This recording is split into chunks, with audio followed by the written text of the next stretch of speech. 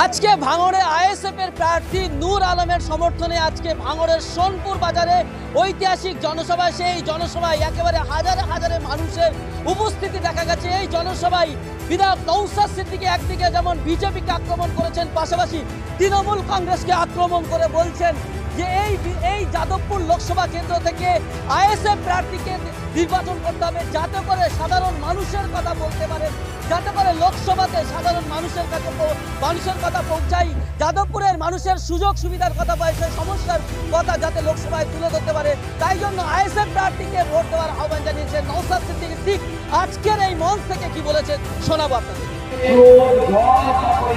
ভালো লেগেছিল যে ভাঙড় সবসময় নেতাকে তৈরি করেনি, ভাঙড় ওই মোটরিয়া ক্রিমিনালকে নয়, ভাঙড়ের জায়গা হচ্ছে তাদের জায়গা, আইএসএফের জায়গা এবং যারা শান্তিপূর্ণ রাজনীতি করতে চায়।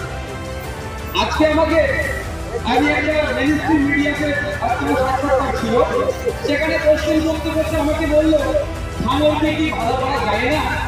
আমি বললাম ভাঙড়কে যদি ভালো করতে চাই মমতা ব্যানার্জি দায়িত্ব নেবে কি, অভিষেক ব্যানার্জি যদি দায়িত্ব নেই ভালো হয়ে যাবে, কিন্তু ওরা দায়িত্ব নিতে চায় না। ওই জন্য মোটরিয়া ক্রিমিনালকে ভাঙড়ে অবজার্ভার করে ভাঙড়ে অশান্তি করার চেষ্টা করে। রাতের অন্ধকারে পুলিশকে দিয়ে আমাদের ছেলেরা ওঠা বসা করে মাথা ভাঙছে, আমাদের ছেলেদের উপরে আক্রমণ করলো গাছটাতে, আমাদের ছেলেদেরকে ডিস্টার্ব করছে যে পুলিশ প্রশাসনের লোকেরা।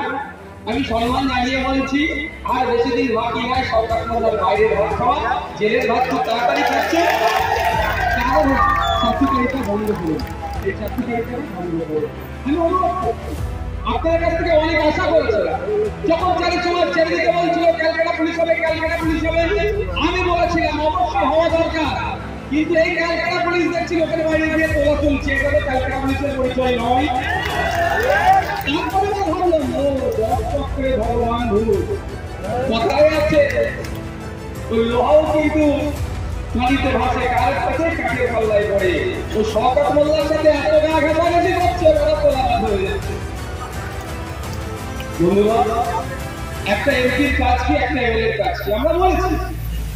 আপনারা আমাকে এমপি করে আইনসভার মধ্যে পাঠিয়েছেন, আমি চ্যালেঞ্জ করে বলছি, ক্যামেরার মাধ্যমে বলছি, পশ্চিমবাংলায় 293টা এমএলএ তাদের নির্বাচনী ক্ষেত্রে যা অভাব অভিযোগ কতটা না পার্লামেন্টে দেশের রাজ্যের আইনসভায় হয়েছে, আপনাদের বিধায়ক নওশাদ সিদ্দিকী তাদের অনেক বেশি গুণ আপনাদের সমস্যার কথা আইনসভায় তুলেছে। কিন্তু আমার প্রতি দায়িত্ব নয়, আমি সমাধান করে দিতে পারবো। আমি বিরোধী দলের বিধায়ক, আমি ওখানে গিয়ে এই সোনপুরের সবজি মার্কেটের কথা, এখানকার রাস্তাঘাটের কথা, এখানে নতুন বাসরুট দিতে হবে, এখানে আপনার হিমঘর দিতে হবে, কলেজ একটা আছে আর একটা কলেজ দিতে হবে, স্কুল কম আছে স্কুল বাড়াতে হবে, স্কুলে যে বাচ্চারা আছে তার টিচার কম সেটা দিতে হবে। ভাঙড়ের ছেলেরা স্পোর্টসে অনেক এগিয়ে আছে, স্পোর্টস কমপ্লেক্স দিতে হবে। ভাঙড় বিধানসভায় 5টা লাইব্রেরি বন্ধ আছে, সেই লাইব্রেরিগুলোকে খুলে মানুষের পরিষেবা দিতে হবে। এই ভাঙড় 1 নম্বর ব্লকে মাইনরিটি ডিপার্টমেন্ট থেকে হোস্টেল নির্মাণের জন্য যেটা তৈরি হয়ে পড়ে আছে, সেটা মাইনরিটি মুসলমান ছেলে মেয়েদের জন্য সেটা খুলে দিতে হবে। এক কথায় এখানকার মানুষের আন্তঃসামাজিক যে চাহিদাগুলো আছে সমস্ত বিষয়গুলো, সেই কাঠের ব্রিজের পরিবর্তে কংক্রিটের ব্রিজ নির্মাণ থেকে শুরু করে খাল সংস্কার থেকে শুরু করে সমস্ত বিষয়গুলো আমি রাজ্যের আইনসভার মধ্যে তুলেছি। অপরাধ সরকার বাংলাদেশ সরকারেরা কর্ণপাত করেনি, এটা কিন্তু আমার দোষ নয়, দোষটা হবে। আমি সমস্ত বিষয় শুনিয়ে দিয়েছি যে আমাকে ভাঙড়ের মানুষ, লক্ষাধিক মানুষ ভোট দিয়ে তাদের প্রতিনিধি করে তাদের অভাব অভিযোগটা আইনসভার মধ্যে বলতে বলেছে, আমি গিয়ে সেখানে বলে দিয়েছি। কাজটা কি হবে? মুখ্যমন্ত্রীর কাজ হবে, মন্ত্রীদের কাজ হবে অভাব অভিযোগটা শুনে সেটাকে সমাধান করা। কিন্তু অপদার্থ হিংসা প্রয়োজনেরা এরা আমাদের কাছে সাথ পায়নি।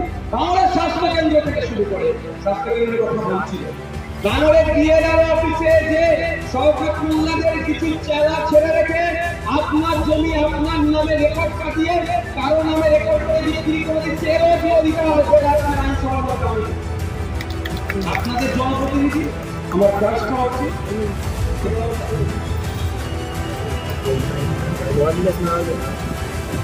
আপনাদের জনপ্রতিনিধি আমি, আমার কাজটা আমি যথাযথ পালন করে যাচ্ছি।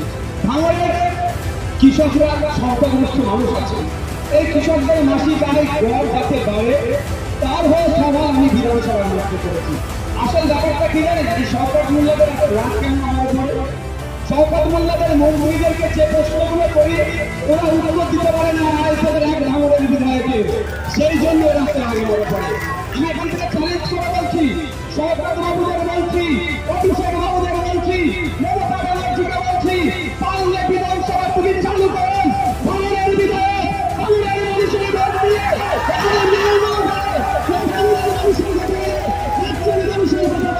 সেটা জানতে পারবে, ওরা উত্তর দিতে পারে না। তখন এগ্রিকালচার মিনিস্টারকে প্রশ্ন করি যে কত টাকা মাস গেলে ভাঙড়ের কৃষকদের ইনকাম হচ্ছে তার তথ্যটা দিন তো, ও দিতে পারে না, বলে ফেরে দেব। আমি প্রশ্ন করেছিলাম লেবার মিনিস্টারকে, এই যে আমাদের লেবার কমপ্লেক্সে কতজন কাজ করছে তার তথ্যটা দিন তো, ওই মন্ত্রী বলছে আমার জানা নাই। তখন আমি বিধানসভায় প্রশ্ন করেছি স্পিকার স্যারের মাধ্যমে, স্যার আপনি বলুন কাকে জিজ্ঞাসা করলে জানা যাবে? উনি মন্ত্রী, লেবারদের মন্ত্রী, উনি শ্রমমন্ত্রী, ওনার কাছ থেকে জানছি, উনি বলছে আমি জানা নাই। যখন আমি এটা বলেছি তাহলে কাকে জিজ্ঞাসা করলে জানা যাবে? এই শওকত মোল্লাদের দলের বিধায়ক থেকে শুরু করে আর শুভেন্দু অধিকারীদের দলের বিধায়ক সবাই ব্যবহার করে উঠেছে। তো আমার কথাই এক সূচনাদিকে ভাই যে আপনারা পাল আইনসভার মধ্যে পাঠিয়েছে ওরা পেরে উঠতে পারছে না, ওই জন্য শওকত মোল্লারা পুলিশ গুন্ডামস্তানের সহযোগিতা নিয়ে আমাদেরকে দমিয়ে দেওয়ার চেষ্টা করছে। ভাঙড়ের মাটি অত সহজ নয়, ভাঙড়ের মানুষ ভাঙড় বাংলাকে পথ দেখায়, তাই ভাঙড় থেকে অত সহজে তাদের ভালোবাসার মানুষদেরকে মিটিয়ে দেওয়া যায় না। বন্ধুরা, এখন লোকসভা নির্বাচন,